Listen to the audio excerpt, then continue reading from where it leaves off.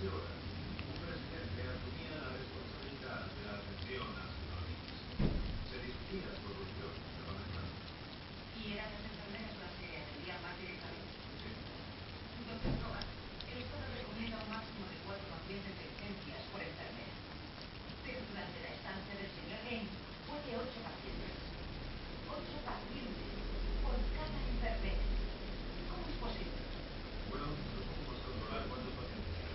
Doctor Rojas, usted sabe que esa cantidad se fija para la seguridad del paciente y si aquel día, desgraciadamente, la cantidad se había multiplicado por 2, ¿lo discutió con la administración del hospital? No, ¿Con la dirección de la enfermera? no, es que ¿Con la enfermera? Doctor Pratt, uno por la línea 2, dice que es su hermano. Doctora, el gran papi ha llamado cuando estaba arriba. No podemos hacer eso, obvio. ¿Por qué?